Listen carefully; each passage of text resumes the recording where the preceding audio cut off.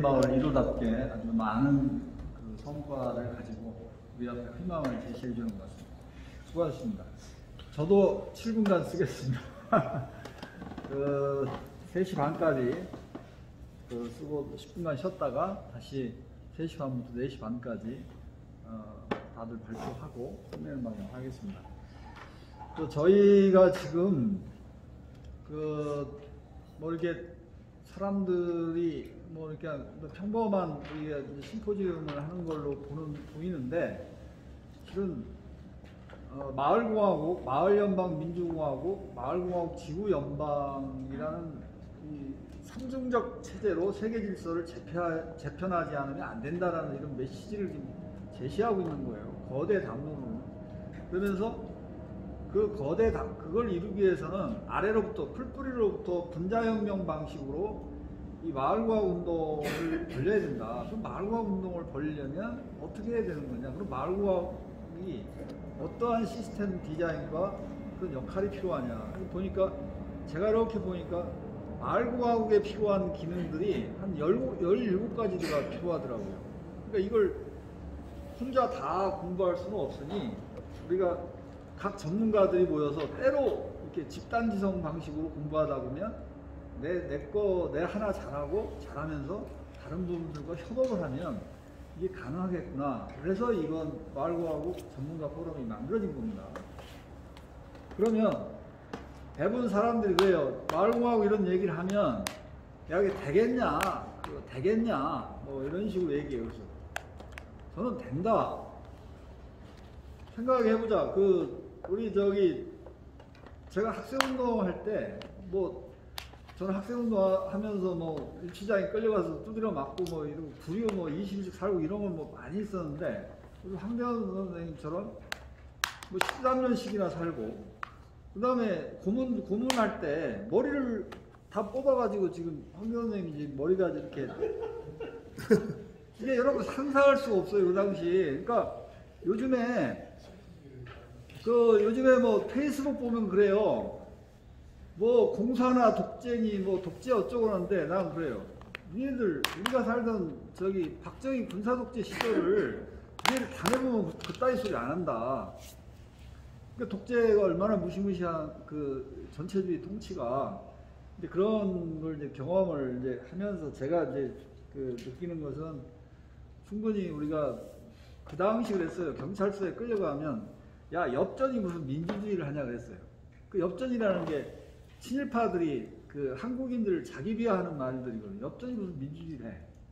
우리 어른들도 그랬고요. 근데 군사독재 물리치고 민주주의를 해냈잖아요. 그 다음에 김대중 대통령이 지방자치 한다고 하니까 야당에서 그랬어요. 배꼽에 기와지 그만 져 하고 조롱했어요. 조롱했다고요. 근데 어느 만큼 지방자치 하지 않아요. 물론 우리 마음에 흡족하진 않아요. 그러면 그런 각도에서 보면 우리가 한 10년만 바짝 좀 힘을 합하면 이게 힘을 합해서 주민자치 기본법 통과하고 이 전문가들이 지금까지 만든 우리들이 모여서 만든 액션 플랜과 매뉴얼을 각자 만들어서 그걸 스크램을 짜서 이게 한번 해보면, 그 다음에 이제 어제 얘기했습니다만 우리 황대원 선생님이 아주 그냥 없는 돈을 막 내가지고 그냥 지역공동체 앱을 만들고 있는데, 그 앱이 3,500개 읍면동에 만들 거에 앱이 온라인에 구현이 됩니다. 그러면 지금 당근 마켓은 단순히 물물교환 하나 가지고 1000만 명이 트래픽이 되면서 기업 가치가 4조로 올랐어요. 3년 만에. 그러니까 우리 황대원 선생님은 그걸 악마 같은 놈들이라고 그러는데, 물물교환 시스템만 하다 보니까 주부들이 막 좋은 물건 하려고 아침부터 여기까지 이것만 쳐다보고 있는 거예요. 아주 사람 병신 만들어버리는 거예요. 우리는 그렇게 안 하고 물물교환도 하지만 재능 품앗이, 그 다음에 자원봉사, 그 다음에 게시판, 마을공부방을 만들어서 마을공부방 안에 좋은 영화, 좋은 책 추천하고 이런 우리 심포지움 같은 것도 다 소개해서 사람들이 올바른 지성을 갖도록. 지금 한국 정치라는 게 빠물어잖아요. 이렇게 숭배하는 빠돌이만 생산하지 진정한 의미의 당원도 없고요. 진정한 의미의 자기 정치에 자기 자기 정치의 주인인 사람이 많지 않아요. 그래서 우리는 우리가 전국민의 운동 같은 걸 해서 한 17,000명 정도 한 읍면동에 5명의 이런 마을주의자가 생긴다면 17,000명이 그 온라인상에 구현된 지역공동체 앱에서 그걸 활성화시키고 각종 뭐 독서회도 하고 뭐 이런 일을 하다 보면 그러면 이게 100만 명을 트래픽이 오도록 만드는 거 어렵지 않다. 그럼 100만 명의 트래픽이 마을주의자들이 리딩하는 그 100만 명의 트래픽이 되고 건전한 상식을 갖고 자기 인생에 자기 정치의 주인인 사람들이 100만 명이 된다면 빠들이 아니에요. 지금 저기 더불어민주당이 주도하는 건 빠돌이 그 100만 명이지 자기 정치의 주인들이 아니라는 거죠. 그렇게 만든다면 정말 세상을 밑으로부터 그 소위 말하는 뭐 6.8혁명의 그 이론가 사상 이론가였던 가타리가 말하는 전자혁명 구조로 이게 우리가 일을 해나갈 수 있다면 그게 안 될 것도 없다.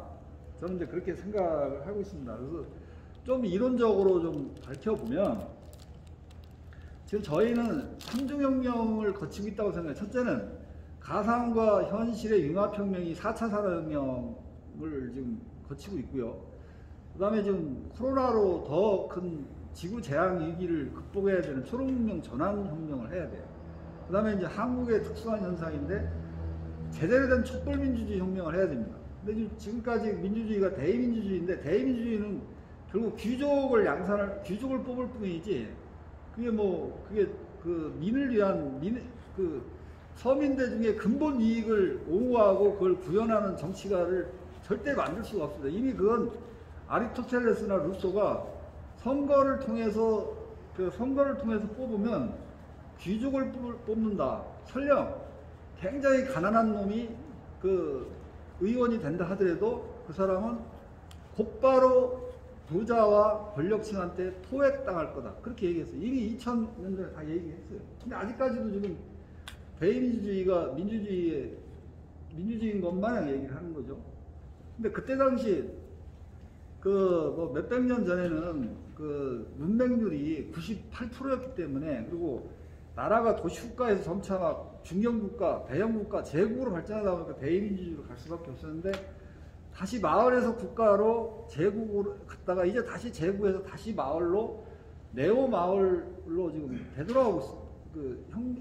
그 4차 산업혁명이 그렇게 만들고 있는 거죠. 그러면 이런 세상인데 이게 그 유랄 할라리 같은 경우는 제4차 산업혁명이 돼가지고 플랫폼 자본주의가 돼버리고 그러니까 구글 지금은 이제 교회 갈 필요가 없지 않습니까? 구글에 가서 물어보면 구글이 다 대답해 주기 때문에 구글이 신이 되는 세상이 돼버렸고 그 다음에 이 생명공학이 발전해서 인간의 유전자를 특정한 거대 재벌이 다 유전자 정보를 다 손안에 쥐게 되는 거죠. 그렇게 돼버리면 결국 신이 된 호모데우스와 여전히 가난해가지고 그냥 이렇게 못 사는 현생 인류, 호모 사피엔스로 이 생체 계급 사회가 되면서 이건 엄청난 양극화 사회가 되면서 엄청난 불안한 사회가 될 거다 이렇게 그리고 있어요. 근데 노동의 종말 쓴 제레미 리프키는 그 한계비용 제로 사회를 얘기하면서 플랫폼 자본주의가 고도화되면 한계비용이 제로되면서 이제 공동체 사회주의 사회가 될 거다라고 아주 낙관주의적인 미래상을 제시하는데 저는 일면 긍정하면서도 굉장히 퀘션마크를 던지죠. 근데 이제 6.8혁명의 계승자라고 하는 이제 네그리라는 그 프랑스의 이탈리아의 그 사상이론가 진보 사상 이론가 그런 얘기입니다. 이제 새로운 인지자본주의 시대, 제국의 시대의 변혁의 주체는 세계 변혁의 주체는 다중, 제국, 어셈블리 현상이 한국의 촛불이라고 얘기를 해요. 근데 저는 그거 가지고 너무 낭만적이고 막연하다. 그렇게 가지고는 안 되고 이제는 마을공화국 시대로 돌아오기 때문에 마을공화국을 분자혁명 방식으로 구조화시키고 이 마을공화국과 마을연방 민주공화국과 그 다음에 국가연합인 그 유엔과 견제하고 맞짱을 뜰 수 있는 마을공화국 지구연방, 물론 이론적으로는 2군 1민 체제라는 나중에 소개를 하겠습니다만 그런 방식으로 해서 소위 바이오 그 거대 기업과 그 플랫폼 거대 기업과 맞서서 할 수 있는 건 유일한 건 이거밖에 없다. 저는 그렇게 생각하는 거죠. 그래서 이 마을공화국의 주민과 마을연방 민주공화국의 국민과 또 마을공화국 지구연방을 생각하는 지구마을 시민이 세계의 정체성을 가진 상중적 시민의 새로운 주체로 세계혁명의 주체로 나서야 된다. 근데 그걸 하려면 막연한 얘기하면 안 되고 구체적인 지역에서부터 나타나야 된다. 그렇게 보는 거죠. 근데 그러면 뭐 임진철이 뻘소리 하냐? 저는 그렇게 생각 안 해요. 왜 그러냐면 BTS가 전 세계의 가슴을 울리고 있잖아요. 세계를 선도하잖아요. 기생충 영화가 그 세계 영화 4대 부문을 다 휩쓸잖아요. 지금 이날치 밴드가 3억 8천만의 뷰를 보이고 있잖아요. 그럼 문화 부분에서 이미 그 K 방역도 굉장히 세계적인 주목을 받고 있죠.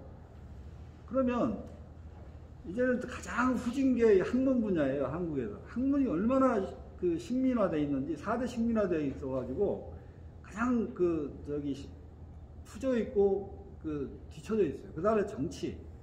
그래서 근데 운동이 그 다음 따라갈 수 있겠다 저는 그 생각이에요. 그러니까 문화 다음에 K 방역 다음에 운동이 세 번째 반열로 뛰어나가면서 세계를 리딩할 수 있겠다. 저는 그런 생각을 하는 사람이에요. 근데 그러니까 임진철이라는 사람이 뻘소리 하고 있구나 이렇게 생각할 수 없지만 저는 분명히 그 많은 분들이 그동안 노력을 했고 그 다음에 여러분 제가 자신 있는 게 우리 마을공화 운동에 참여하는 분들은 옛날에 70년대 80년대 뭐 엄청난 징역살이도 하고 고생을 모진 사람 했는데 정치권에 안 가고 20년 30년씩 지역에서 일을 해왔던 사람들이 지금 이 마을공화 운동의 주역입니다.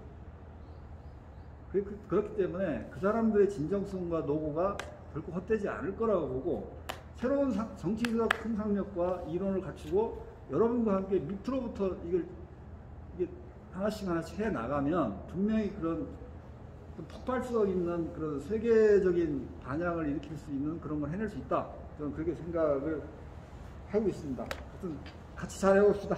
네. 사업에 대해서 좀 발표를 해주시겠습니다. 네, 박수.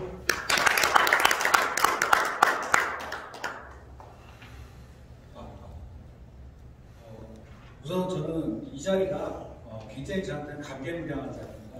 왜냐하면 몇 가지 측면에서 그런데요. 사실 우리가 지금의 그 정치 현실을 여러분 모두 느끼다시피 과거 386들이 이제 국회로 가고 그들이 민주주의를 위해서 싸웠던 그 결과가 지금 어떻게 노동정책이나 성인정책으로 나타나고 있다는 참담하기 그지가 없습니다. 하지만 그 국회로 간 의장단하고 달리 제가 20대 때 생각했던 게 뭐였냐면 그렇다면 그 많은 민주투사들 중에서 국회로 간 사람들 말고 다른 분들 어디로 가 있을까 굉장히 생각을 많이 했었거든요. 이렇게 다시 만나게 되니까 너무너무 반갑습니다. 사실 저는 굉장히 좀 이질적인 사람입니다. 이 모임에 있는 분들하고. 왜냐하면은 저는 이거 다음 장 한번 보내주세요.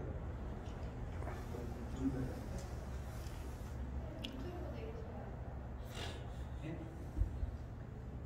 밑에 버튼을 누르시면 됩니다.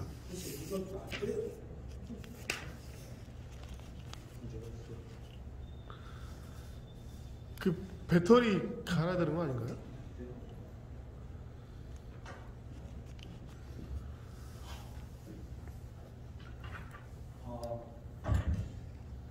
굉장히 이질적인 사람인 게 지금 우동하던 사람이 원래 아니었어요. 자본주의 총화로 살았던 사람이죠. 28살에 벤처 창업을 해가지고 저 대학 졸업생이 없습니다. 학교 다니다가 창업했거든요.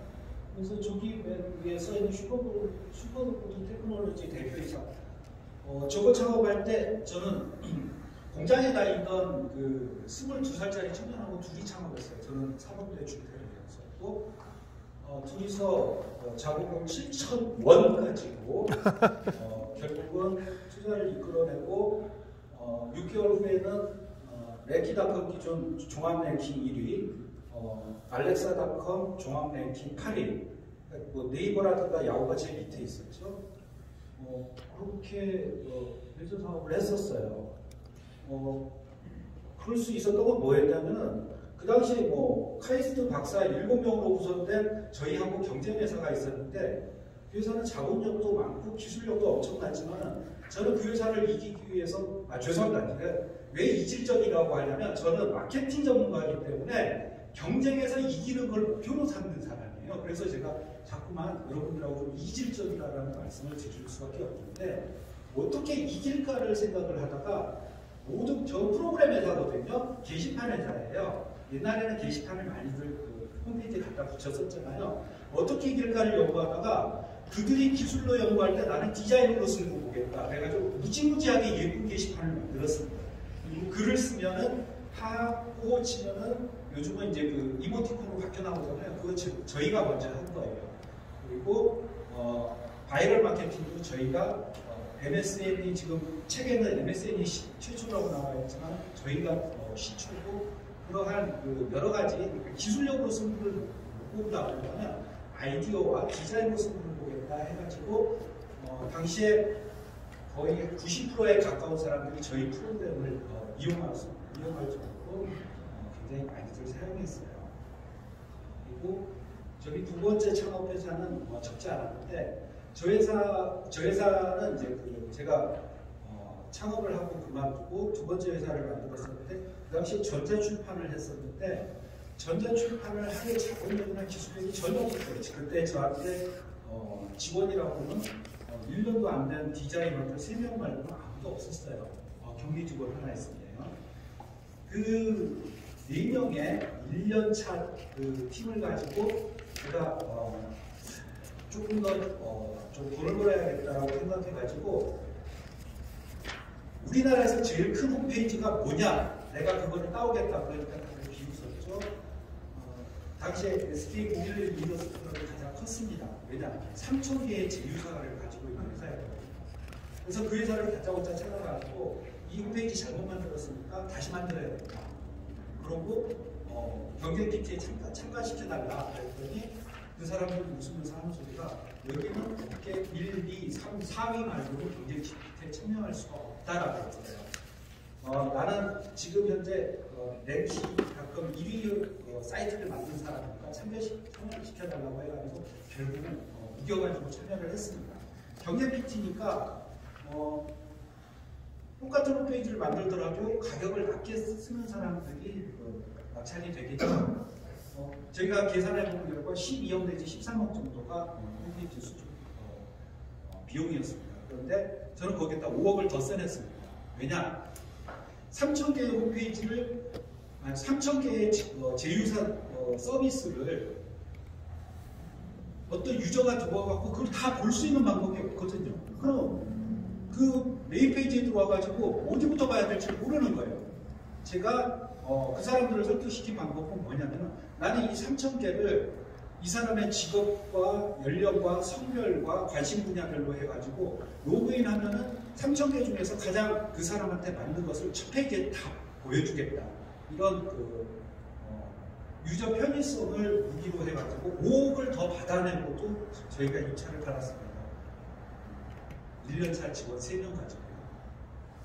그래서 이 이제 경쟁을 하는 방식에 대해서는 이제 계속 제가 생각을 하다 보니까 결국은 마케팅 책을 쓰게 되고 그다음에 이제 정부에서 중소기업청이라든가 산자부에서 이제 강의를 하게 되고 창업 코칭을 하게 되고 그렇게 이제 한 10여 년 정도 활동을 했었습니다. 이명박 정부를 만나기 전까지. 자, 이명박 정부를 만나고 나서 제 사고방식이 바뀌었습니다. 경쟁을 하는 것보다 이렇게 치열해져가는 자본주의 사회에서 내가 좀 더 할 수 있는 것들이 무엇일까라고 생각해가지고 맨 처음에 경쟁을 좋아했던 신자유주의라부터 시작해가지고 자유주의자가 됐다가 진보적 자유주의자가 됐다가 박근혜 정권 때는 제가 3인주의자가 됐다가 이제는 누가 뭐라지 하나도 우리나라는 지금 3인주의로 가까이 다가가고 있어요. 왜냐하면 보수가 괴멸을 해버렸기 때문에 이제 3인주의로 점점 이렇게 가까이 가고 있기 때문에 그 다음에 할 일은 뭘까를 생각하다가 생태를 생각하고 그다음에 분권을 생각하는 와중에 임박사람을 만나가지고 이 일을 같이 하게 된 겁니다.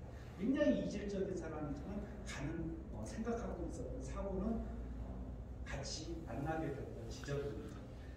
그렇게 해가지고 저는 지금 이제 여러분들하고 그 가장 많은 소통을 하게 될지도 모르겠어요. 왜 그러냐면은 마케팅이라는 건 단지 창업하거나 지금 현재 기업을 운영하고 있는 사람한테만 필요한 게 아니에요. 예를 들자면은 제가 죄송합니다. 저한테 이제 명함을 주고 가신 분이 이제 두 분이 계신데 한 분은 한국 블록체인 기업진흥협회의 이제 서은모 부회장님이세요. 예를 들자면 이런 거죠. 기업뿐만 아니라 이렇게 이제 사단법인이라든가 그다음에 또 한 분이 이제 우리헌법 일으킨 국민운동이 이제 운동단체죠. 운동단체인데 이런 것들도 마케팅은 여전히 필요해요. 자, 예를 들자면 이런 거예요. 한국 블록체인 기업진흥협회에서 그렇다면 뭐를 통해 갖고 블록체인의 유용성을 알릴까? 제가 잠깐 생각을 해봤는데 이런 거죠. 물론 이제 블록체인 기술이라는 거는 보안성을 담보하기 때문에 여러 가지 분야로 쓸 수가 있겠지만 예를 들어서 우리가 지금 여론조사 보면 정말 그 형편없잖아요. 그 표본 샘플도 형편없고 그다음에 RTD 방식이라는 게 그냥 그 받는 사람들 거의 노년층 할 일 없는 사람들이 받다 보니까 굉장히 그 표본 오차가 심하게 나타나가지고 이재명이 1등했다가 이낙연이 1등했다가 윤석열이 1등했다가 그러는데 예를 들자면 블록체인 기술을 활용을 해가지고 여론조사를 한다 그러다면은 과소대표성, 과대대표성을 막을 수가 있다는 거죠. 전자적인 방식으로. 그리고 누구나 참여할 수 있게 할 수가 있고 그다음에 보안이 완벽하게 통제가 될 수가 있고 이런 식으로 사람들이 프로그램을 체험해가지고 거기에 대한 신뢰도를 높인다 그러면 블록체인 기술을 일부러 사람들한테 강요하지 않고 알리지 않아도 자연스럽게 우리 생활 속에 스며들 수 있지 않을까 하는 생각입니다. 이것도 마케팅의 한 방식인 거죠. 그러니까 마케팅이라는 게 신문에 광고 내고 무슨 SDP 포지셔닝하고 그런 것만이 마케팅이 아니에요. 사람들한테 다가가기 쉽게 무엇으로 다가가는가 그런 것들이 마케팅이거든요. 마찬가지로 이제 우리헌법 읽기 운동 같은 경우 지금 책자를 만드셨는데 이건 이제 굉장히 좋은 방식이죠. 하지만 요거를 만약에 전자적인 방식으로 한다고 하면 이렇게 하면 어떨까 싶어요. 요즘에서 지금 이 헌법 조항 중에서 지금 현재 사회적인 이슈하고 맞아떨어지는 항목을 골라가지고 자 우리 헌법에는 이렇게 적혀져 있는데 지금 이 정치인은 지금 이 헌법에 어긋나는 말을 하고 있다. 그런 식으로 주의를 환기시키는 방식으로 전자마케팅을 한다고 한다면 사람들한테 조금 더 가까이 다가갈 수 있지 않을까. 왜냐하면 활자본으로 된 이 전문 같은 경우에는 사람들이 일반적으로 좀 받아들이기가 조금 힘들거든요. 아주 관심이 있지 않은 사람들. 그래서 조금 더 확실하게 지금 현재 이슈가 되고 있는 곳에 접목시켜가지고 하면 어떨까 그런 생각을 한번 해봅니다. 그리고 헌법에 또 문제점도 많죠. 지금 이거 대충 보다 보니까 120조가 경자유전의 법칙인데 경자유전의 법칙을 지키기 위해서 노력해야 된다고 써 있어요. 헌법이 노력하는 게 어디 있습니까? 경자유전의 법칙을 지켜야 된다. 그거 하지 않으면 처벌받아야 된다. 이렇게 돼야지 노력해야 된다라고 되어 있어요. 87 항쟁으로 이루어진 그 항쟁 끝에 많은 것들이 사실은 헌법에서 무너져 내렸어요. 맨 처음에 이제 조소왕이 그 헌법을 기초했을 때 독일 3인주의 헌법을 기초로 해가지고 만들었을 때 오히려 그때 헌법이 좀 더 낫지 않았나 그래서 실제 사례 그다음에 비교를 통해 갖고 사람들이 조금 더 가깝게 느낄 수 있도록 하면 어떨까 그렇게 생각을 해요. 그래서 저는 여러분들하고 운동을 하고 계시든 아니면은 사단법인을 하고 계시든 아니면 실제 마을 기업을 하고 계시든 저는 여러분들하고 굉장히 계속 만나게 될 겁니다. 지금 이제 그 마을 기업에서 제일 여러분들이 지금 관심 있는 것 중에 하나가 아마 스마트팜일 거예요. 스마트팜에 대해서는 적응 정책에 대해서 여러분들이 많이 아시겠지만은 여러분을 제가 만약에 만나가지고 컨설팅 혹은 상담을 한다 그러면 예를 들어서 그냥 스마트폰은 사실 뭐 비닐하우스 내지는 축사 같은 데다가 이제 ICT 기술을 접목을 시킨 것 정도죠. 그런데 그거를 우리는 정부에다가 사업 계획서를 제출하고 8개, 1년에 8개 그 투자를 받는다는 거예요. 그 안에 들어가야 된단 말이에요. 우리는 그 안에서 또 경쟁을 할 수밖에 없어요. 참 안타까운 현실이구나. 그렇다면 우리가 그냥 단순히 비닐하우스에다가 ICT만 접목할 게 아니라 그곳과 마을 전체가 어떻게 생태환 경계에 어울리는 주제가 있는, 테마가 있는 그런 스마트팜을 만들 것인가. 그 다음에 그거에 관련해가지고 그거를 계획할 때부터 어떻게 체험학습을 통해가지고 부가가치를 창출할 것인가. 그 다음에 우리는 조금 더 유리하게 뭐냐면 우리는 많이 모여있잖아요. 그래서 마케팅 판매 유통망을 우리끼리 공유해가지고 비용도 절감할 수 있고 좀 더 효율화시킬 수가 있겠죠. 마찬가지로 필요 기자들이 자료 공유망도 우리끼리 구축해가지고 생산도 절감할 수 있고, 그 다음에 저거 이제 품앗이 네트워크라고 적었는데 뭐냐면 각 생태 마을별로 일손이 가을에 집중되는 데가 있고 봄에 집중되는 데가 있을 거란 말이에요. 그럼 우리끼리 또 품앗이 네트워크를 할 수도 있고. 이게 지금 잠깐 생각해보고 적은 건데 실제로 여러분들을 상담하다 보면 좀 더 많이 나오게 될 겁니다.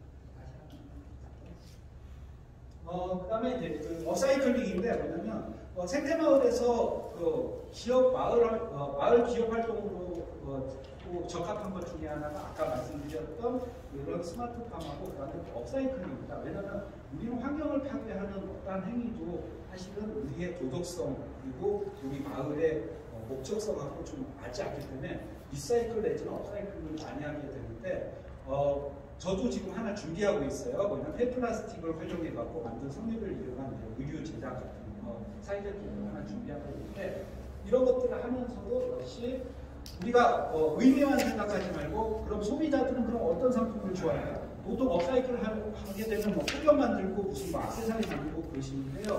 그거 그렇게 소비자들한테 크게 어필하지 못해요. 힐링 아이템을 찾아야 돼요. 소비자한테 반드시 찾아가지고 대량 생산 시스템으로 가능한 걸 찾아야지 산업화가 되는 거지. 그렇게 액세서리 위주로 해버리면은 그냥 국내 구멍가게만 되고 가는 거예요. 그래서 소비자한테 어필할 수 있는 힐링 아이템을 개발해주고 그다음에 마찬가지로 여기도 역시 체험학습의 공간으로 활용을 할 수가 있습니다.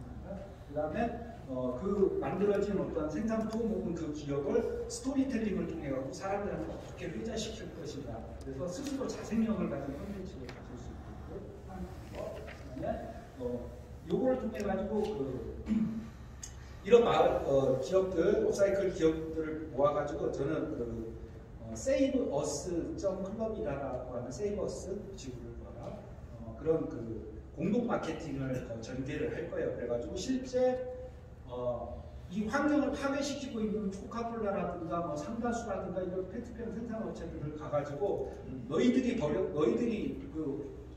버렸으니까 여기에다 캠페인에 투자를 해라. 그래가지고 공동 마케팅을 해가지고 전개를 해나갈 거예요. 그리고 다만 의미만 살리는 게 아니라 그 만들어진 생산품이 디자인을 우선으로 해가지고 글로벌화 될 수 있도록 그렇게 전개를 해보려고 남겨주시고요.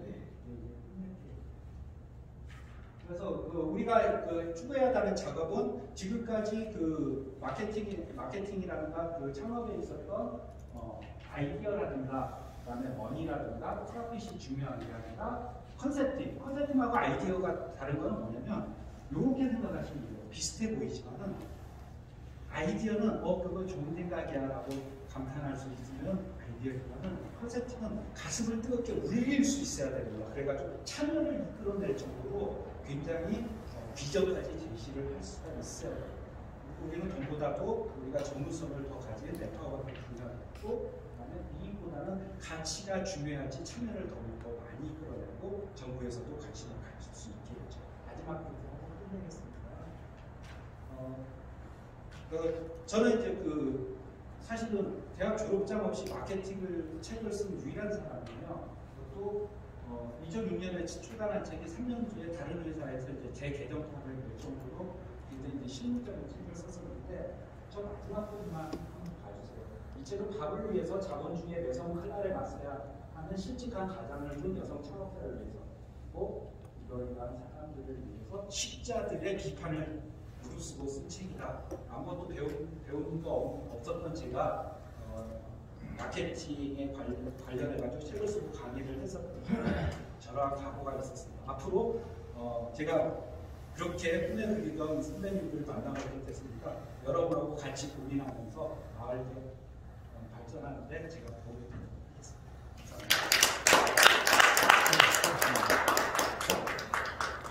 지금 시간이 빵이라 온라인 CR 공방을 우리 하준명 대표와 전국적으로 좀 벌려나갈 준비를 하고 계시는 우리 신용인 교수님 발표하시겠습니다. 저는 지금 제주대학교 로스쿨에서 학생들을 가르치고 있고요. 아무래도 이제 로스쿨을 교수다 보니까 제도 쪽에 관심이 많아서 주민자치기본법 초안을 만드는 데 참여하게 됐는데요. 제가 그러면서 사실 현장 경험도 좀 필요한 것 같아서 동네 주민자치위원회도 참여를 해봤습니다. 그러면서 이제 계속 느끼는 게 뭐냐면 사실 제도도 굉장히 중요하지만 그 의식도 중요하거든요. 황대경 대표님께서 환경, 지역주의 그런 데 참 공감이 많아요. 의식이 바뀌어야 되는데 특히 저는 뭘 더 주목을 했냐면 막상 부닥치고 보니까 의외로 사람들이 권위주의적 사고가 많더라고요. 가부장적 권위주의라고 생각하시고 그리고 어떤 합리적이고 보편 타당하게 뭔가를 처리하기보다는 굉장히 편파적이고 파벌의식, 파벌주의 이런 것들을 보면서 이게 기본적으로 위기 철학이 좀 필요하겠구나. 아까 최원영 회장님께서 위기 철학 얘기할 때 나 자신이 인격, 나 자신의 어떤 덕성 이런 것도 굉장히 중요할 것 같다. 근데 그 모델이 누가 될까 그런 걸 고민을 하다가 제가 근현대사 인물들을 쭉 찾아보다가 사실은 박재순 소장님이라고 10월 사상을 계속 연구하신 분이 에기아타 안창호의 삶과 사상이라는 책을 냈어요. 그 책을 보면서 사실 안창호 선생에 대해서 다시 한번 안창호 선생님이 이 기본적인 그 독립운동 방법론이 먼저 나부터 건전한 인격을 갖추고 그렇게 건전한 인격을 갖춘 사람들이 신성단결하면 민족의 독립을 이룰 수 있다. 그래서 나부터 바꾸는 나부터 의식계획을 되게 강조하시더라고요. 그래서 이 나의 철학이 기본으로 필요할 때다. 아까 뭐 빠이 하려고 그랬는데 그럼 이 기본적으로 자치가 되려고 하면은 스스로 그 판단하고 스스로 원칙들을 세우고 또 스스로 세운 원칙에 따라서 스스로를 규율할 수 있어야 되거든요. 그게 기본이거든요. 근데 우리가 과연 그런 것들이 좀 돼 있는가?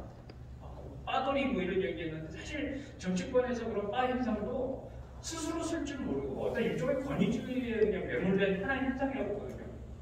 그래서 이제 그러면은 우리가 또 안창호 선생님이 되게 실천을 강조하시고 그래서 한번 그러면은 요즘 코로나니까 온라인 줌 화상회의로 2차 교과목 스터디를 해보자. 그래서 스터디를 시작했습니다. 그래서 이렇게 온라인에서 모아서 이제 11명이 모여갖고 스터디를 했고요. 그 중에 한 분이 이제 하준명 선생님이세요.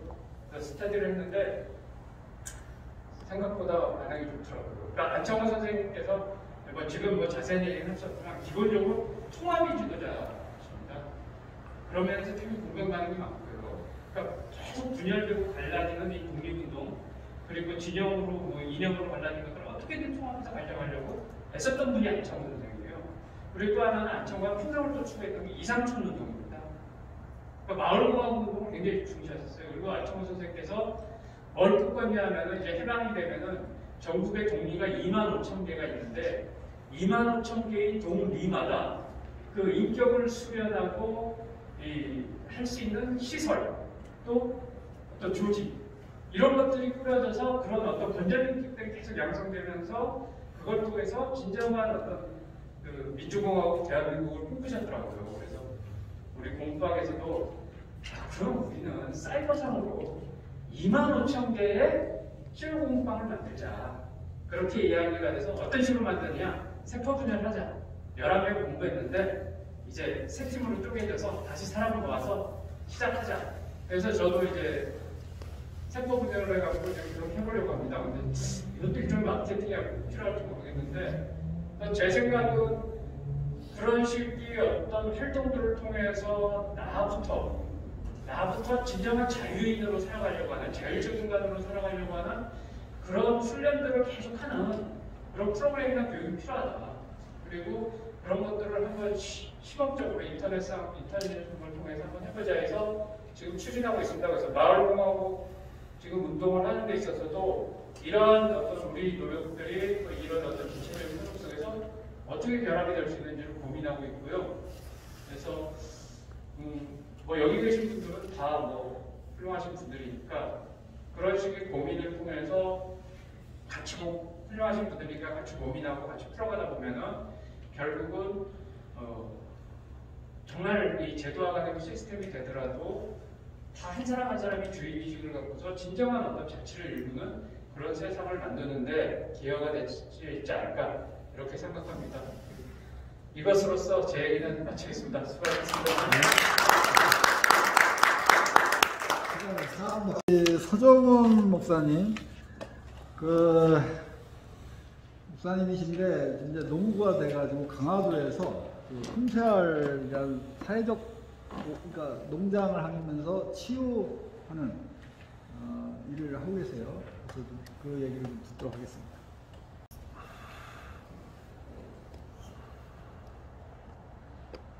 짧은 시간에 해야 된다고 해서 마음이 급해요. 그래서 저희가 슬라이드를 준비했는데 그러니까 빠르게 하나 영상을 하나 쭉 본다고 생각하고 쭉 7분간 진행하도록 하겠습니다. 이게 또 안 되네요.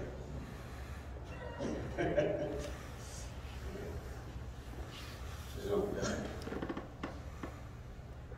콩세알은 제가 고향 가마에 내려가서 거의 20년 됐거든요. 20년 동안 마을에 안착하면서 이제 여러 가지 일들이 벌어졌을 때 그 일들을 위주로 해서 어떻게 사회적 농장이 이렇게 되어가는가 그 그림을 쭉 보겠습니다.